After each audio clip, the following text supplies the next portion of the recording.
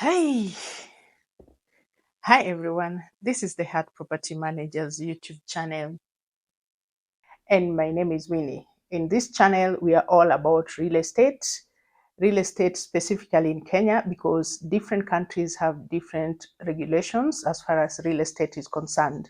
So if you just bumped into this video, please keep watching, because today we are going to help you walk you through on how to start your Airbnb business. It doesn't matter where you are, it doesn't matter the size of your property, but we're going to take you through some of the basics of starting an Airbnb business. Please click the subscribe button, like this video, and let us get into the details on how to start your Airbnb business and also make money out of it.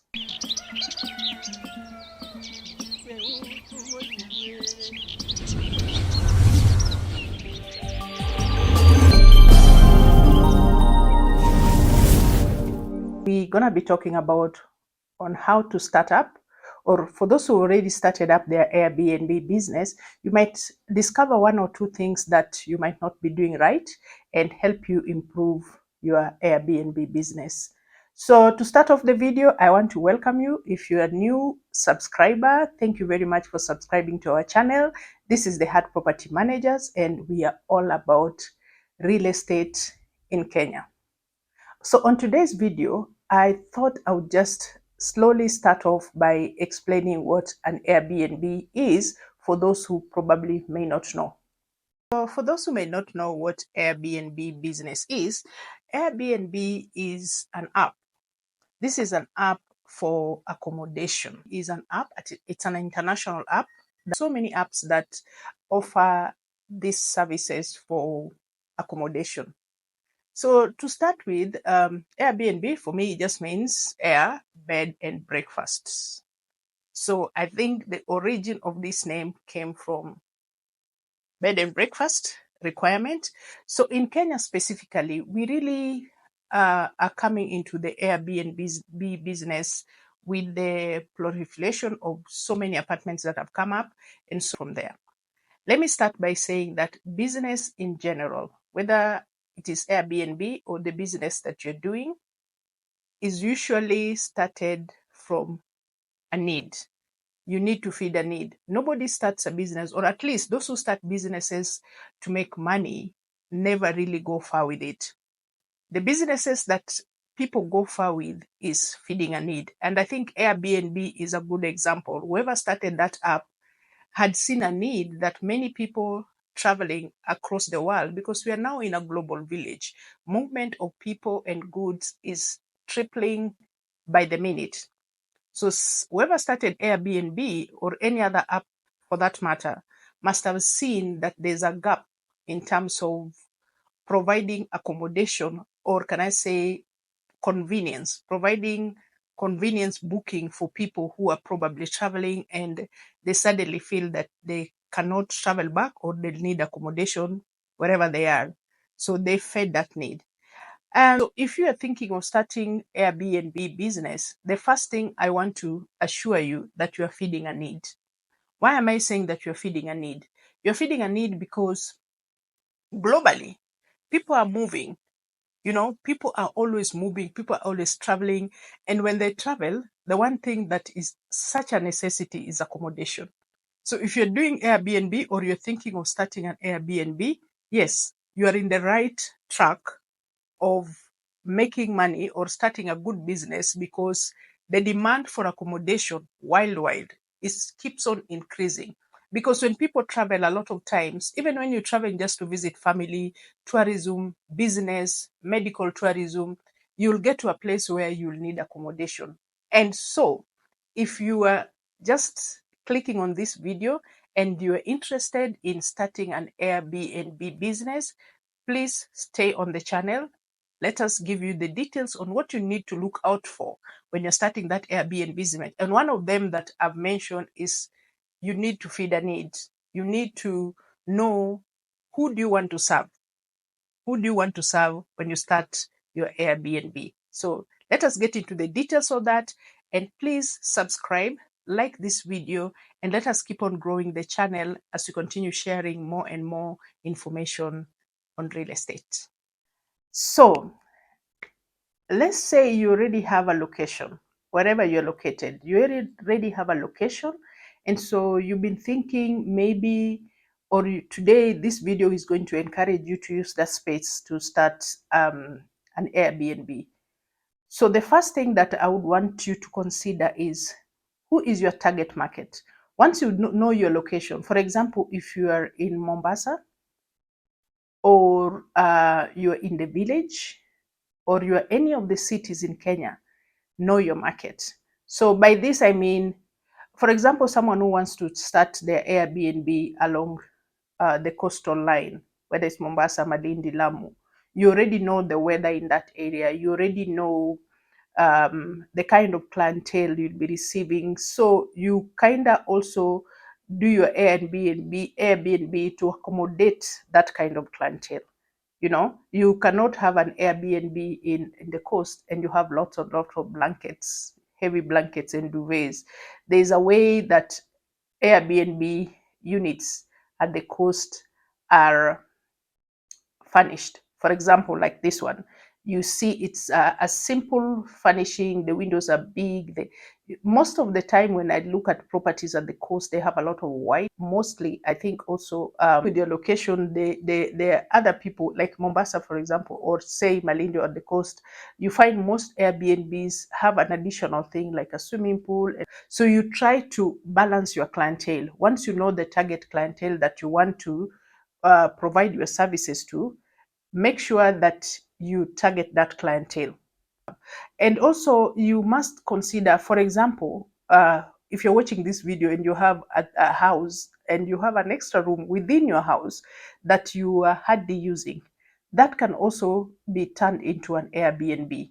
The beauty about Airbnb that your accommodation is so well cut out that you can be able to explain the nature of accommodation that you're providing. So you're able to explain to people that yes, this is a room, but within a house where I stay. You can also provide accommodation to students. The students who travel all over the world, and mostly their families would want them to stay within a certain family. So you can still offer those kind of accommodation to. If you are talking about rural areas, the accommodation in rural areas, for example, if you want to accommodate those who are traveling back in the rural area, there are people who have beautiful homes in the rural area that they only visit maybe once a year or once every 2 years. The other good thing about it is you can actually rent out partially or wholly your house in the village as an Airbnb. So now I'm talking about the different locations and the different ways that you can actually create your space and use it to make money. So the one important thing that I would also want to emphasize is, if you want to feed a need, when you're feeding a need, it's something that you must be passionate about. You can't do Airbnb for the sake of just making money, because the money that comes from Airbnb, also the amount of work that is put in it, you put equal measure kind of work.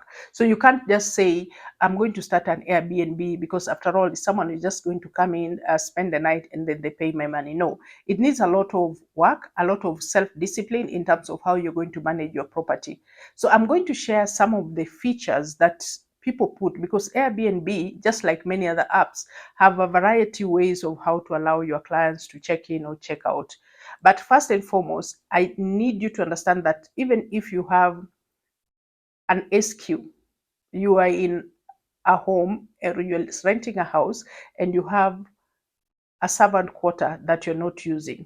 Those servant quarters, people have turned them into beautiful accommodation for people in Nairobi specifically, and they're asking so good amount of money, and they make money out of this. Some people make up to 30,000, 40,000 from just redecorating their staff quarters and turning them into Airbnb. So with Airbnb, there's no space that is useless, whether it is in the rural area or urban area.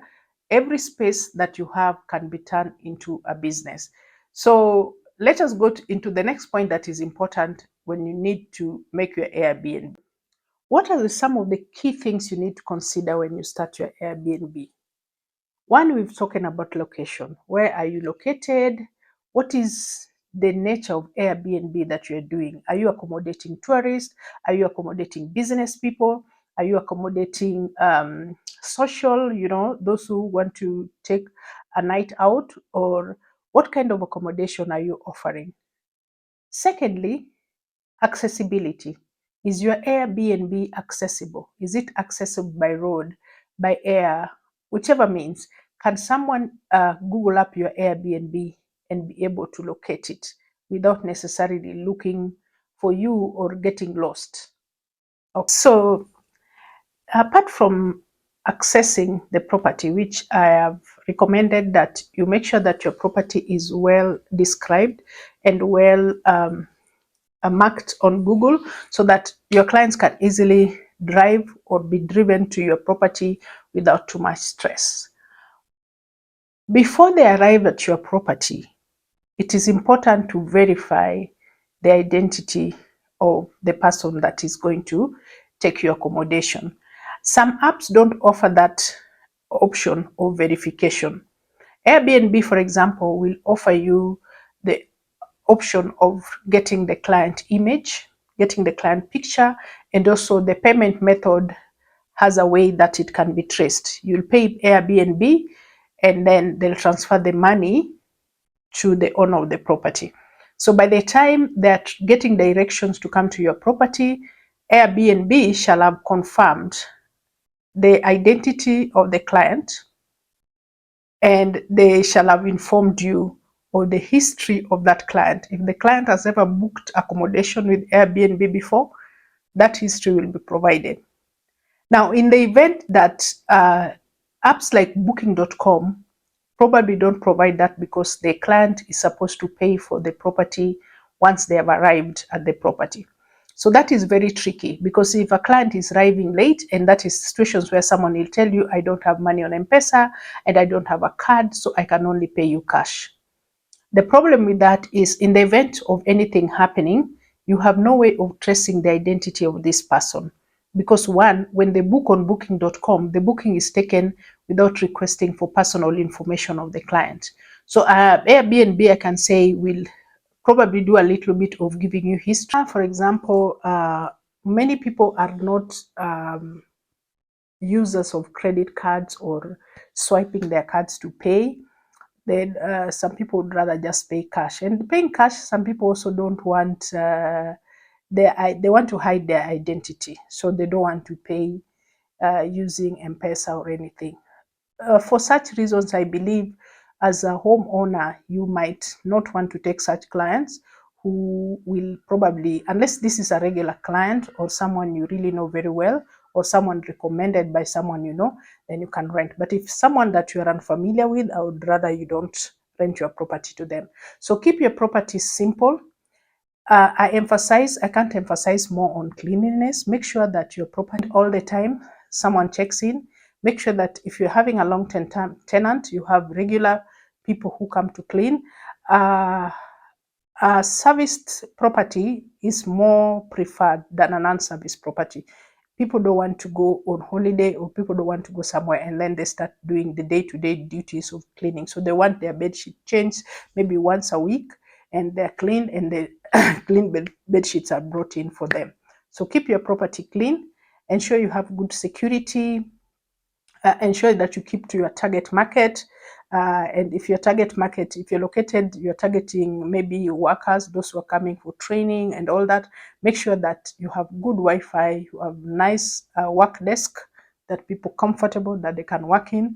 Invest on good mattresses, by the way. Invest in good mattresses. Invest in modern clean bed sheets. Invest in latest decor if you can, and so you upgrade a few things, whether it's cleanliness, whether it's security. And if you're interested to have your Airbnb listed with us, we can also assist with that. Kindly comment below and tell us what are some of your experiences with the Airbnb business. Do you think an Airbnb, because I believe even upcountry Airbnb can do very, very well. And so we all call it Airbnb because Airbnb is very popular, but it is generally accommodation offered for short-term stay. So Airbnb is the app name, but the general business is just accommodation that is now replacing guest houses. You know, we are all familiar with guest houses, we are all familiar with hotel stays, but Airbnb is an accommodation like home away from home. When you go to a guest house, you only get a room, then you have to go outside to go and look for food and everything else. While if you're in an Airbnb, you can actually cook there and stay there just like you're at home. If you're upcountry and you want to do Airbnb, you can travel to Nairobi and get items at affordable prices in Kamkunji easily, and you can also mix them with second-hand material. You can second-hand items, like you can get good curtains, good shears in Gikomba at very affordable prices, and they last so long because they're not affected by sunlight. Now, having furnished your Airbnb space or house or the small space, I've mentioned on what kind of furnishing you need to do, and I'll just share some of the video that the recently furnished studio that we did. So consider having all the basic things. The best way to test how well your Airbnb works is for you to use it yourself. So apart from just trying to rent it out to people, try and spend a night there and do the normal things that anyone using Airbnb. So for example, those who are targeting, those who are traveling for business, consider having a workstation, because I know there are people who furnish their Airbnb and you just have a small sofa there and a small table and a TV. You know that people don't even watch TV. They just work on their laptop throughout. So consider having a workstation for them. Now, how do you price your Airbnb? How do you price your Airbnb? Depending on with the location where you are, you know, I always tell people, and even many apps recommend that you lower your prices, look at the volume, lower your prices, attract a good clientele, and then thereafter increase your prices. But I have always had this argument with clients who say, uh, this is the rate of the property, this is the rate that have been given for the area. Not considering that Airbnb businesses or accommodation is different. Everyone have different taste, and if you move from one Airbnb to another, you'll find there's so much different in terms of taste. And so you cannot say that the value of one Airbnb will definitely reflect on the other, because there are people who do their Airbnb and then they don't take care of them. Maybe they have good furniture, but in terms of maintenance, cleanliness, and other things, they don't do.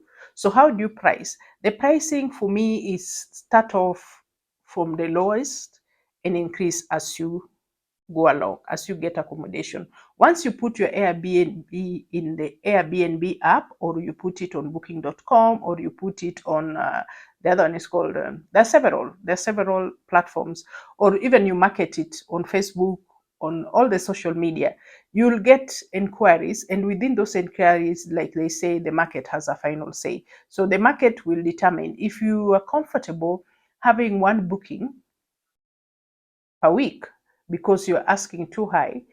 Someone else is asking lower and getting more, accommodating more clients than you. The lower your price is, the better for you.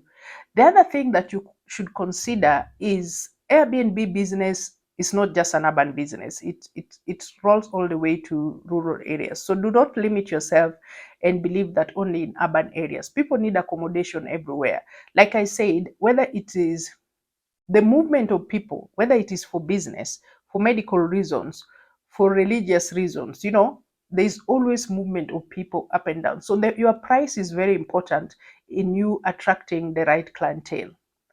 I will also not forget to mention that in the Airbnb business, the volume is very important. But when it comes to security, now there are several kind of setups that allow you to manage your Airbnb and feel secure.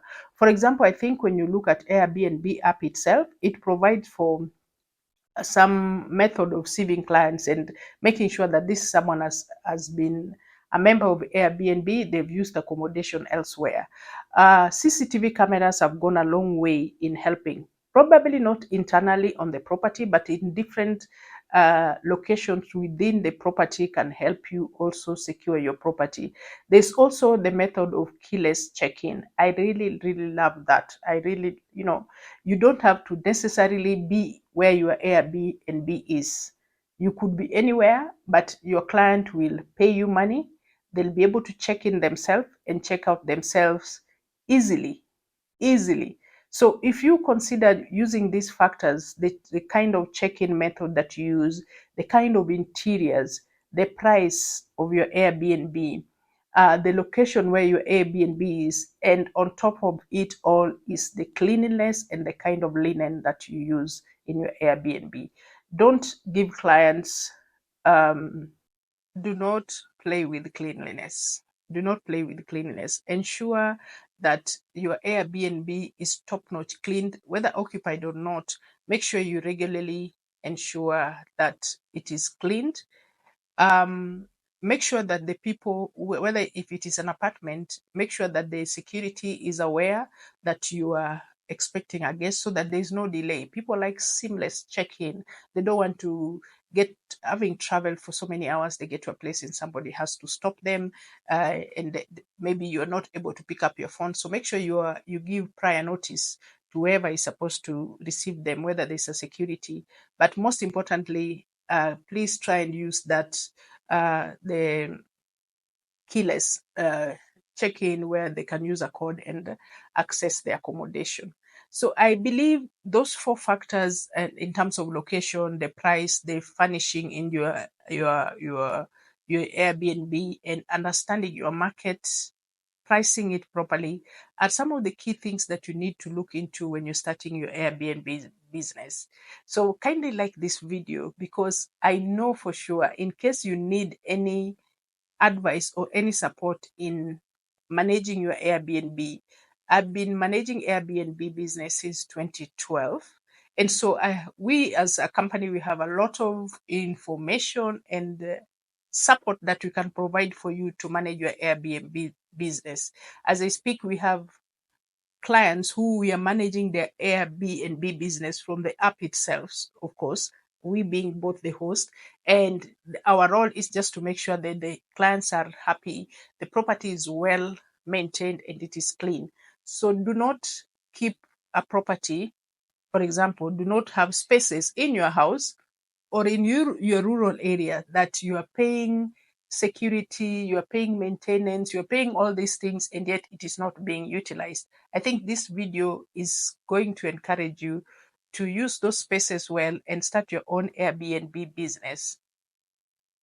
Thank you very much for watching this video until the end, and I would wish to request that please subscribe to our channel, give your comments, tell us where you want to start your Airbnb. I will actually respond on the comment section and just give you advice. Look at some of the Airbnbs we have, like the ones I've shared on this video. You can do so much. I know averagely a studio in Nairobi can earn you up to 120,000 per month for if it is furnished. Ideally, the range is between 75,000 to 120,000 for a studio. So you can imagine how much you can make, because a studio is basically just one room. So even if it is you have your own house and you want to use it for Airbnb, just that one room, it could actually earn you more. I know people have furnished their staff quarters, and those staff quarters are earning them up to 45,000 shillings a month. That is after removing all the expenses. So feel encouraged to start your Airbnb business today. And like I said, you cannot do the business just to make money. Do a business that you're feeding a need, and your business will continue to flourish. Thank you very much for watching. My name is Winnie, and this is the Heart Property Managers. Bye.